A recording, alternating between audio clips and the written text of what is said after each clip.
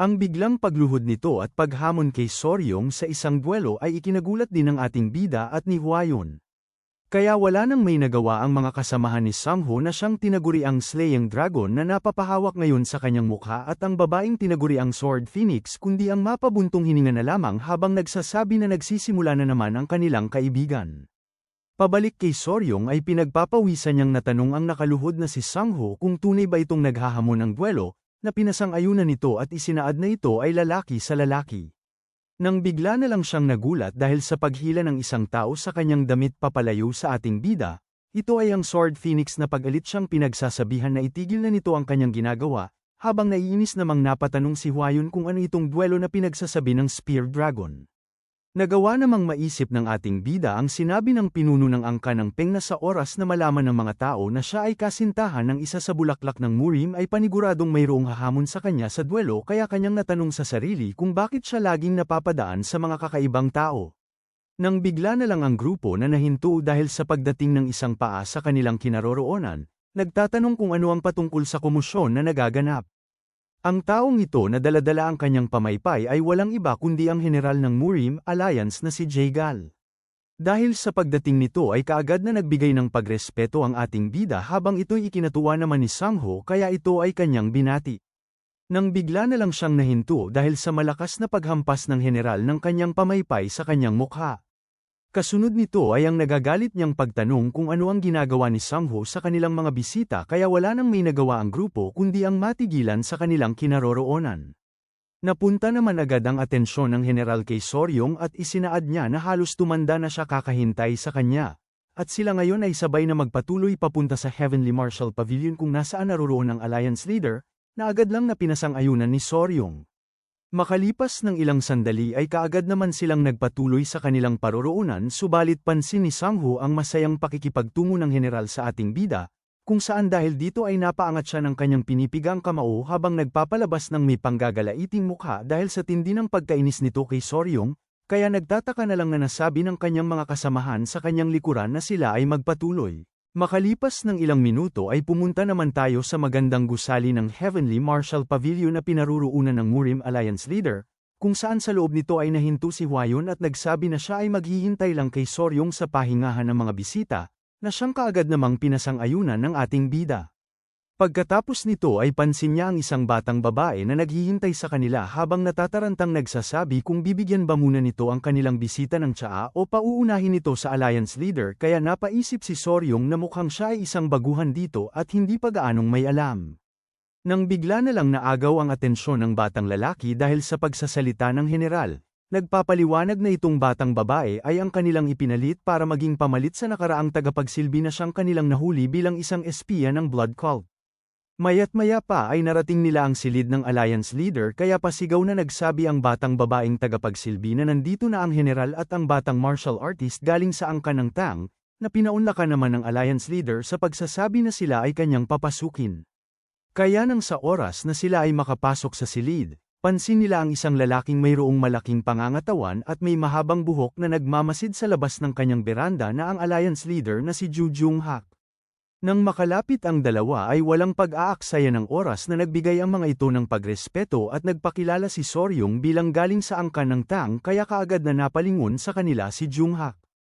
Nauunawaan na ito ang batang lalaki na kanyang naririnig, nagsabi ito sa ating bida na sila ay magpatuloy dahil marahil siya ay napagod sa mahabang paglalakbay.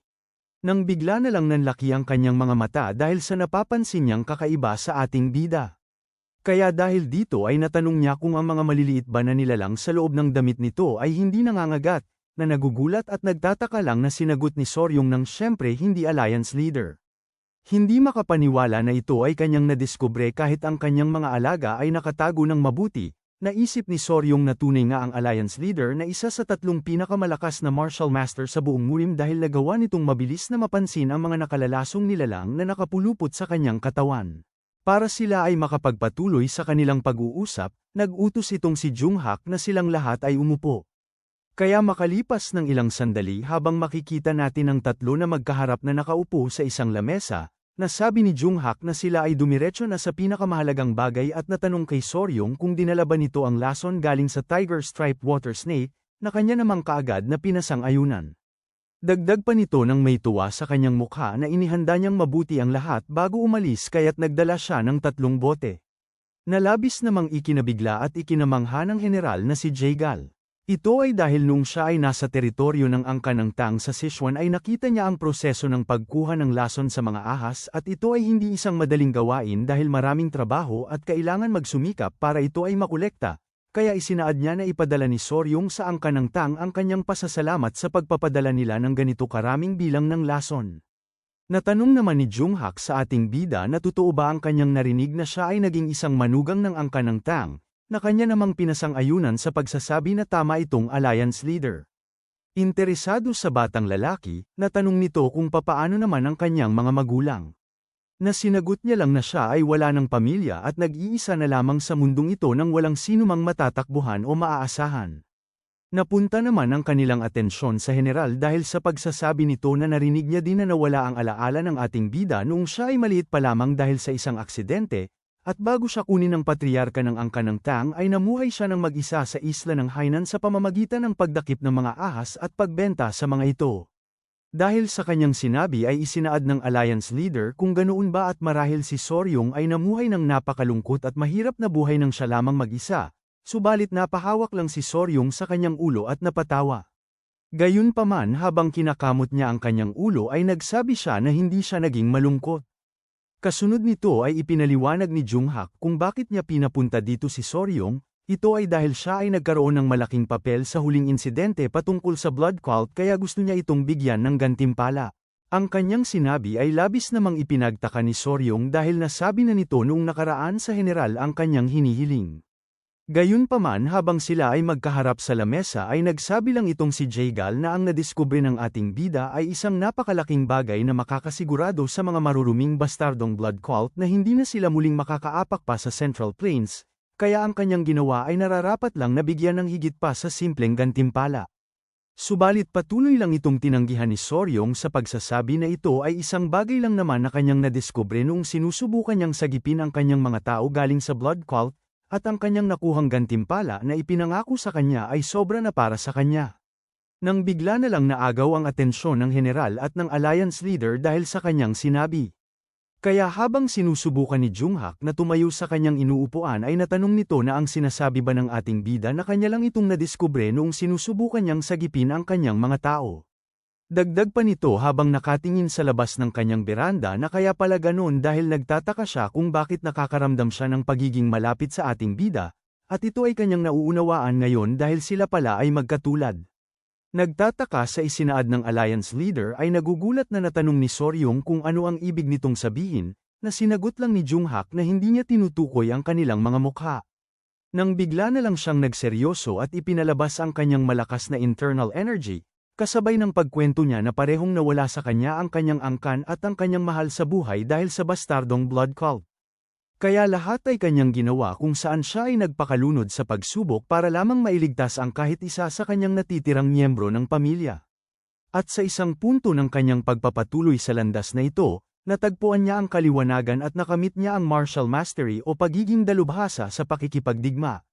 Natanong naman ito kay Soryong na narinig niya na inihagis nito ang kanyang sarili sa isang blood cult elder habang siya ay napupuno ng lason para maisagip ang mga miyembro ng angkan ng Tang, na pinasang-ayunan ni Soryong sa pagsasabi na ito ay tama. Dahil sa naging sagot nito ay napatingala si Junghak sa kalangitan at may tuwang isinaad na ito ay kagaya niya 30 taon na ang nakakaraan.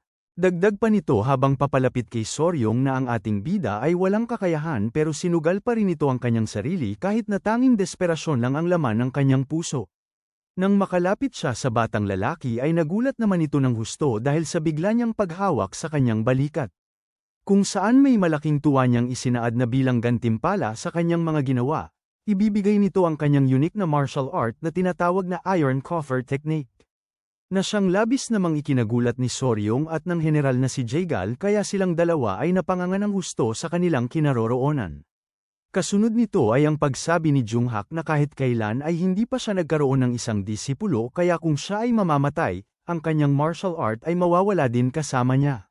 Dagdag pa nito na wala siyang intensyon na maglaro bilang master ng ating bida, kaya sabihan niya ang angkan ng Tang na hindi sila kailangang mag-alala, na muling ikinagulat ni Jaegal kaya siya ngayon ay napatayo sa kanyang kinauupuan. Nauunawaan ni Soryong na ito ay isang napakabihirang pagkakataon at minsan lang ito mangyari. Kaagad din siyang napatayo at nagpasalamat sa Alliance leader kasabay ng pagsabi niya na sisiguraduhin niyang hindi masisira ang reputasyon ng maganda nitong pangalan. Kaya kaagad naman siyang sinagot ni Junghak habang nagpapalabas ng malaking ngiti sa kanyang mukha na ito ay mabuti at siya ay umaasa sa kanya. Makalipas ng ilang oras kinagabihan sa lungsod ng Wuhan, makikita natin si Soryong na naglalakad sa kalye habang hawak ang libro at nagsasabi na ito ay napakabigat, at hindi pa rin ito lubos maisip na magagawang mabigay ng Alliance leader ang kanyang sariling martial arts.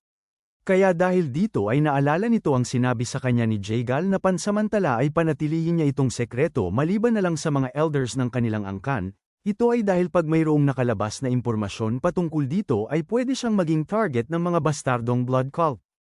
Habang siya ay nagpapatuloy sa paglalakad pabalik sa pahingahan ng mga bisita kung saan naghihintay ang batang babae ay nasabi niya na kung sasabihin niya kay Hwayon na nakakuha siya ng isang martial art technique ay siguradong matutuwa ito. Ngunit pansin natin na mayroong lalaki ang sumusunod sa kanyang likuran. Nang bigla na lang naagaw ang atensyon ni Soryong dahil sa biglaang pagtawag sa kanyang pangalan kaya siya ay agad na napalingon para tingnan kung sino ito. Subalit nang makita niya ang tao sa kanyang likuran ay labis siyang nagulat dahil pansin nito si Sang-Hoo na ngayon ay ipinapalabas ang kanyang nag-aapoy na enerhiya habang hawak ang kanyang sandata at nagpapalabas ng masamang pagtitig sa kanya. Napapaisip kung bakit siya nandito ngayon. Natanong siya ng ating bida kung ano ang ginagawa niya dito subalit isinaad lang nito na sila ay muling nagkita. Dagdag pa ni Sang-Hoo habang nagpapalabas ng seryosong mukha na narinig niya na pumunta ang batang lalaki sa Heavenly Martial Pavilion kaya siya ay pumunta dito dahil hindi pa nito naririnig ang kanyang sagot patungkol sa kanilang duelo. Kaya nagtatakang napaisip si Soryong na masyado na siyang porsigido para dito. Nagpakiusap naman itong si Sang-Hoo para sa kanilang duelo dahil kinakailangan niyang malaman kung si Soryong ba ay isang tao na karapat-dapat sa nakalalasong bulaklak na si Hwayon, at nagsabi siya na ito ay patunayan niya sa kanya. Gayunpaman sinabihan lang siya ni Soryong na ito ay napakadelikado at sa tingin niya ay hindi ito mabuti. Sapagkat nagsabi si Sang-Hoo na hindi nito kinakailangang mag-alala dahil aalisin nito ang dulo ng kanyang sibat at magiging mahinahon lang siya gamit ang kanyang mga kamay. Nang bigla na lang siyang nagulat dahil sinabihan siya ni Soryong na ito ay hindi ang kanyang ibig sabihin, ito ay dahil ang tinutukoy niya na ito ay delikado dahil maaaring mamatay si Sang-Hoo. Dahil sa kanyang isinaad ay saglit namang natigilan itong tinaguriang Spear Dragon. At nang kanyang maproseso ang kanyang sinabi ay napuno ito ng galit sa kanyang mukha, kung saan kasunod nito ay ang paglapit niya sa ating bida at ang malakas nitong paghila sa kanyang damit habang nagsasabi kung ano ang ibig sabihin nitong bastardong batang lalaki. Ngunit bigla na lang siyang nahinto dahil mayroon siyang nararamdamang kakaiba na gumagalaw sa damit ni Soryong. Nang bigla na lang siyang napaatras dahil sa pagkabahala sa biglang paglabas ng mga centipede sa loob ng damit ng ating bida dahil sa tindi ng kanilang nararamdamang galit. Kaagad namang pinigil ni Soryong ang kanyang mga alaga sa pagsasabi habang ang mga ito ay hawak niya sa kanyang bisig, na sila ay maghintay at huwag nila itong kagatin dahil siya ay maayos lang naman. Kasunod nito ay ang pagtanong ni Soryong sa kanyang mga alaga kung sila ba ay natakot sa kakaibang lalaki, kung saan mapapansin natin ngayon na nakangangalang si Sang-Hoo habang pinagpapawisan ng husto at napapatanong kung ano ang mga ito. Nang bigla na lang inagaw ni Soryong ang kanyang atensyon habang siya ay nakaupo sa lupa. Kasunod nito ay ang kanyang pagsabi na hindi ba pinagsabihan siya nito na ito ay napakadelikado. Nang bigla na lang siyang nagulat dahil sa biglang paglapit nito sa kanyang harapan at pag-upo. Kung saan habang si Sang-Hoo ay hinihingal ng husto at walang tigil na pinagpapawisan, bigla na lang siyang hinawakan ni Soryong sa kanyang balikat at habang nagliliwanag ang mga mata ng alaga nitong centipede at ng kanyang mga mata ay may nakakatakot na mukha nitong sinabi na isang beses na siya nitong pinatawad.